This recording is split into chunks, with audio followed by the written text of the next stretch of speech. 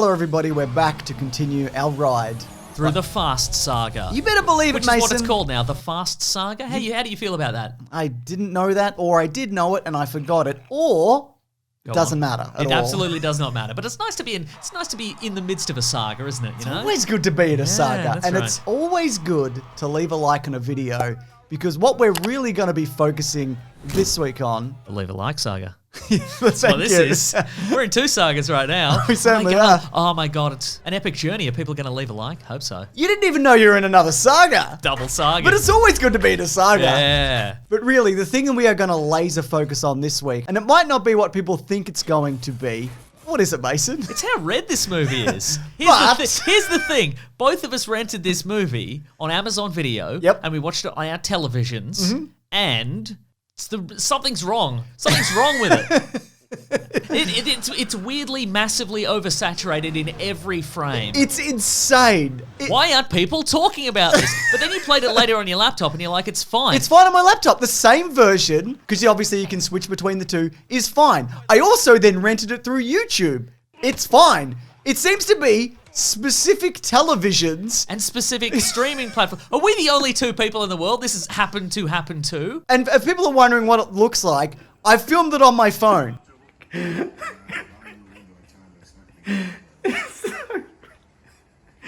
Okay, so this is my hand, right?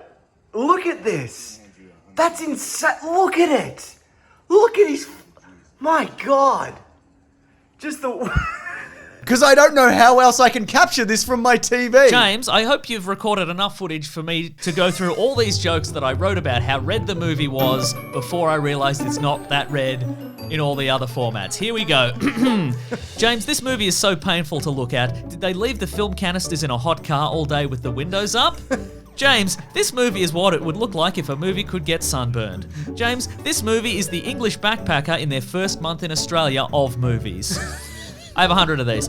This movie is the visual representation of that one sauce on Hot Ones that immediately makes everybody sick and has no redeeming qualities. You know the one. This movie looks like I got to pick it out of a glass tank at a Chinese restaurant and they boiled it for me at the table. This movie is like a late middle-aged man at the supermarket who's absolutely fuming that he can't get the sale price on something that is not on sale anymore. This movie looks like I accidentally put it in the washing machine with a red shirt and a Pitbull CD. This movie looks like I threw up my Flamin' Hot Cheetos all over a copy of Street Rodder magazine.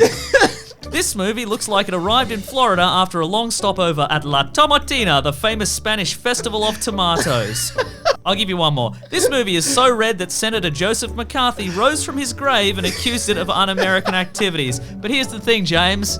There's nothing more American than 500 cubic centimeters of American muscle. You'd better believe it. You know what I mean? But anyway, it turns out it's not that red. It's not that red. Because you told me, you're like, it's really red. And I'm like, okay, I guess I remember it being pretty neon and saturated. And I'm watching it and I'm just like, what the fuck is happening? We both having strokes? Because I Googled it and nobody's talking about this. I went back and I rewatched Boys in the Hood, which is, to me, the second most famous John Singleton movie. Sure. And I'm like, is this his visual style? Yeah. Is this what he does?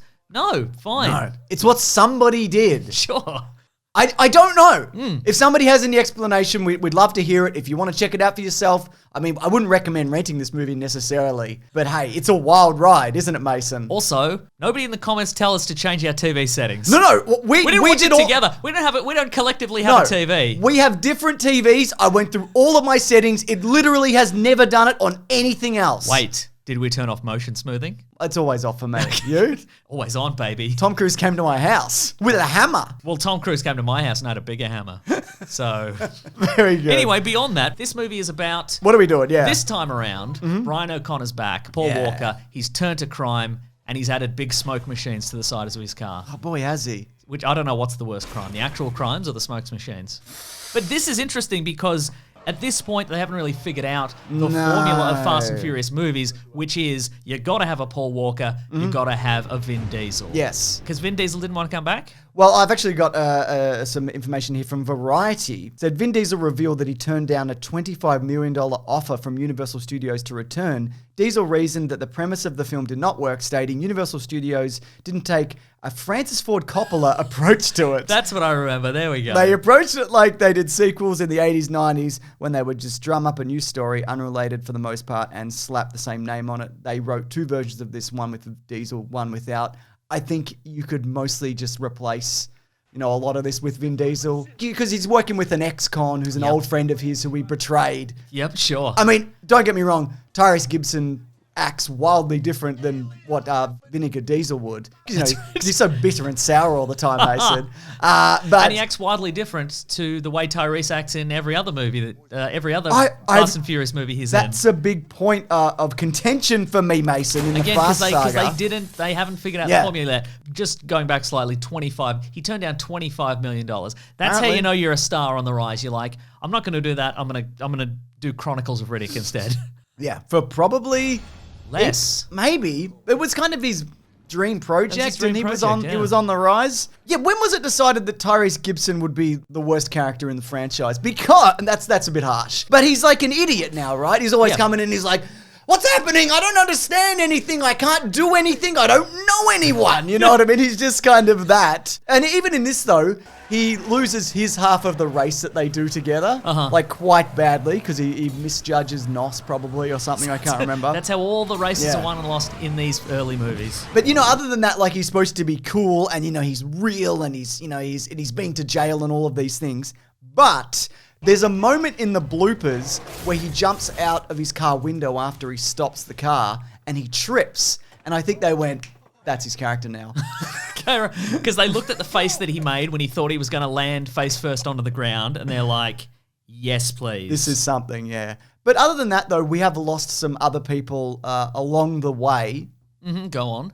Paul Walker's boss, the detective, whose name is... Brinkley, I think. Brinkley, there we go. Yeah. Only in 2 movies, not dead. I know you like to be like, who can we bring back? That's what I'm talking about. I've got a list. Brinkley's in there. Yep. Bilkins, sorry. His name is Bilkins. It doesn't matter. Or Christy Bring back Christy Brinkley. I would love to see She's that. got beef against all the Fast Furious crew and Billy Joel. She's going to get them all in one fell swoop. I'm going to say he could come back, wanting revenge. Brian and Roman's nemesis, who are just like 2 middle-aged Miami retirees. Those 2 guys they win the cars from? There's a couple of those guys as well, isn't there? Because all right, let's say 4 of those guys. They team up like Charlize Theron and presumably John Cena. That's right, yeah. To get revenge, yeah. The lady police helicopter pilot who loses them in the final chase, she seemed very put out, and I'm like, wouldn't put it past her to be piloting one of those jet fighters with the magnets that can pick up cars. Exactly, and in a sequel. They could have one of those electronic harpoon guns that they have in this movie. James Remar has one. James Remar, I've written here, look out, the guy from Sex and the City with virility issues has an EMP harpoon gun, and he's not afraid to use it. Overcompensating much? He was originally Hicks. He got fired for drug use. He's done a lot of great work.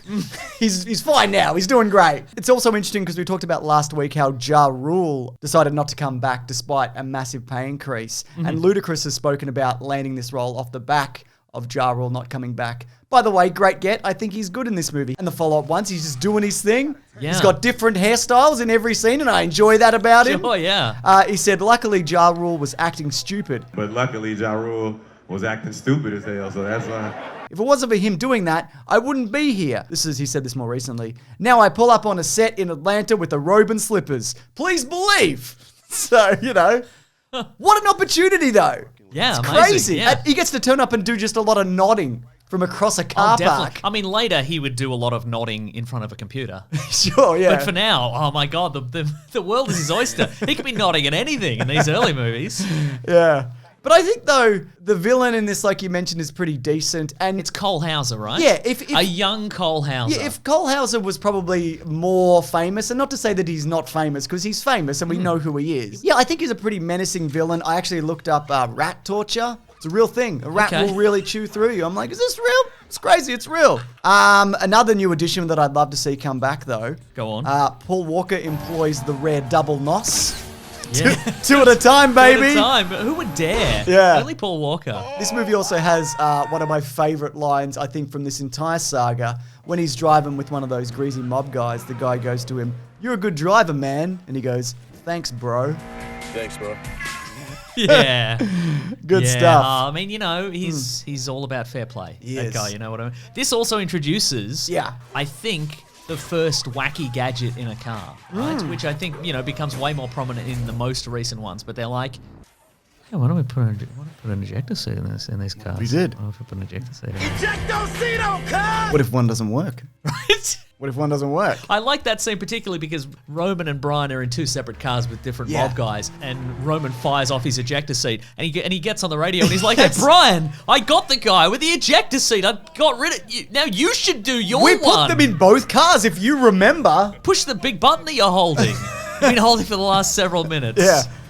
What I'd like about the Brian character in this, though, Brian, is that he's fallen out of favour with the law for letting Vin Diesel go. And he's down on his luck, but not too down on his luck, because he lives on a houseboat, but he's not living in his car. That's a different level of down on your luck hero from a movie. Do you know what I mean? Yeah. Mm-hmm. Like living in a trailer, living in a boat, that's okay. That's like a Lethal Weapon situation. Living in your WRX or whatever he drives in this.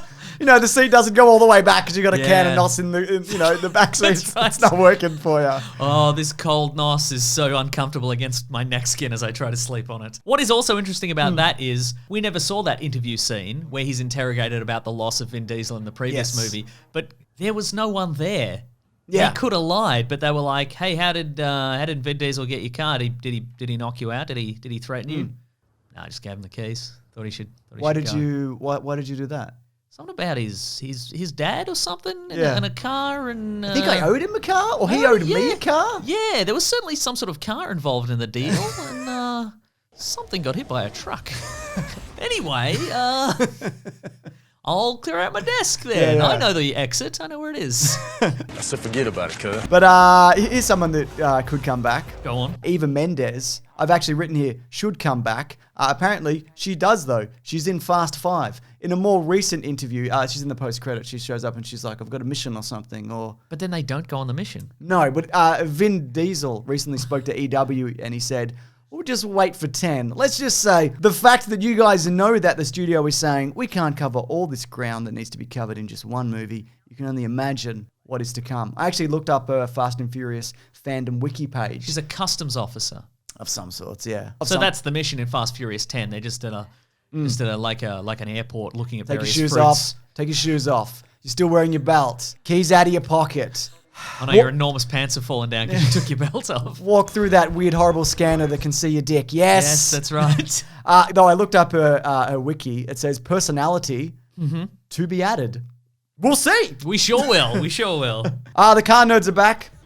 All I'm saying is, if you're showing up and you're talking about manifolds and fucking tailpipes and whatever, Sure. if you put everybody is standing around in the outfit of the angry video game nerd, it's just nerds standing around talking about nerd shit, is all I'm saying, Mason. Well, you're not wrong. If they all had pocket calculators, Sure. that's a computer disk swap meet. Yeah. If you flipped any of these cars around and it spelled out the word boobs, just a bunch of nerds, you know? Yeah. Here's something that's in this movie, though. Go on. Racing, for one, the stare and drive is terrifying, and don't do that. Playing chicken. No, when he's just staring at Eva Mendes as he's driving. Oh, yeah, that's no good. I know people who have done that. Don't do it. It's not cool. It's not a cool thing to do. Was it Barry? It wasn't my friend Barry. Okay. But I wouldn't put it past him. But I think the racing in this, especially the first race, is a bit of a step down. How do you feel? Yeah, look, in retrospect, there was less CGI car action than I remember there being. Yeah. There's more real stuff in this. There's a car that gets catapulted into a yacht. Yeah, towards the but end. the way it's edited, but they do it Yeah. now. They'd actually launch it, you know? Yeah, and yeah. it's just There kinda... is also a scene, but again, it's not as bad as I remember it, but it's a little shaky. But speaking of, there is a scene where Brian and Roman are just in front of the ocean, Yeah. and it's the worst green screen I've ever Yeah. seen. You couldn't get out there? That might It's be- not the year 2021. You can go out to a beach if you want. It could also be the version we watched. That Oh, was maybe, yeah. oversaturated. Oh my God, you're right. Yeah. They were in a laundromat. Yeah. I also enjoy that neither of them can fight. There's a moment where they beat up that goon. You know, later they all know kung fu or whatever, and they can yeah, all yeah. do parkour. They just grab him out of the car, and they just start fucking stomping him and spitting on him. Yeah. That was fun. That was a lot of fun. Get a few kicks in at the end. Yeah, That's great. absolutely. Just put the fucking boot in, mate. What a movie. When do they start doing dumb stuff? Like, for real? It must It's 4 or 5. It's a safe drag, right? That's the real tipping point. Yeah, that's probably because they're doing, I know there's bits and pieces. they're doing but- dumb stuff like in 3 and 4. Yeah. But it's delivered very earnestly. And I think, yeah, you're right. Maybe 5 is when it starts being delivered with like kind of a nod and a wink. Like, this is crazy what we're doing. It's crazy. Can you believe this? Do you want some, Is this time for facts? Yes, Too trivia. Fast, Too Fury acts? That's good. I had 2-wheeled trivia. Yours is better. Because it's a stunt and you're up on 2 wheels. Yeah, that's But good. Too Fast, Too Fury facts is much Factual better. Knievel. Sure. Trivial Knievel. Man, make them all. Make them all. Each one worse than the last. Universal Studios had 2 different scripts commissioned. The first one featured Vin Diesel. The second one did not. Already talked about that. To keep the feel of the movie interesting, director John Singleton often encouraged actors to improvise during filming. Many of the humorous moments on screen are ad-libbed. Where is that? Be good to know, wouldn't it? I watched some behind-the-scenes stuff, and like Tyrese Gibson is pretty funny and pretty charismatic, but there's not any jokes in this, is there? Can't think of any, no. Yeah. Except when they spat on that guy. That was the funniest moment. Anyways, this it's not as bad as I thought it was. Yeah. It's okay. You know what? It's a low point of the franchise, but it's it's fine. I mean, it's. I feel like I'd probably be more critical of the content of the movie if I hadn't seen it as like some sort of weird Wizard of Oz nightmare of a movie. If I'd seen it in like some sort of normal exposure level, maybe Yeah. I'd be like, something to pick apart the plot and acting. But I just didn't think of it. Yeah. The whole time I'm like, ah. Also, don't tell Amazon because we just want this to just leave it. Just leave it. It's fine. Just yeah, let yeah. it be out in the universe. Yeah. Yeah. Just let it be. Hashtag just leave it. Hashtag just don't. All right? That's it. Anyways, we'll be back next week for 3 Fast. No one's originals in it. Except at the end, Vin Diesel's in it or whatever. Mm-hmm. But it does introduce Han, even though he was in another movie or whatever. We'll talk about it. And some other main players in the Fast and Furious saga. Saga? The saga, yeah. Yeah. But if you do want to see these videos early, which why wouldn't you, Mason? Because you're fast. You want to get to it quickly. It's Fast and Furious Saga. It's with a P, though. Saga. Saga. If you wanted to see this early though, Mason, all of these videos and bonus podcasts and all the movie commentaries that we do, and they're all compiled in one place with this huge back catalogue of content, which people can get for only paying $9 a month. And it's all there. It's all open to everybody. What would you do? I'd go to fastandfurious.com. It's probably... That's our site. That's our... No, we go to bigsandwich.co. That's where we've got it all. We got in first on Fast and Furious. We own that domain. Imagine. Oh my God. I just make it dicks. Just all dicks with mufflers. Nice. Yeah, but if you do go to Big Sandwich and sign up, that is all there, including our podcast, The Weekly Planet, where we talk movies and comics and TV shows. That comes out a day early, the podcast there, doesn't it, Mason? You better believe it. Anyways, we hope you enjoyed this. I know we sort of did, but mostly because we watched a weird version of it, I think. You better believe it. Yeah. This is very erotic. Thanks, everybody. Grab that gem, you guys. We'll see you next week. I just went to fastandfurious.com. There's nothing there. Wow, we should buy it. But it's cheap. I bet it's not. I bet it's very expensive and not worth our time at all. Goodbye. Bye, everybody.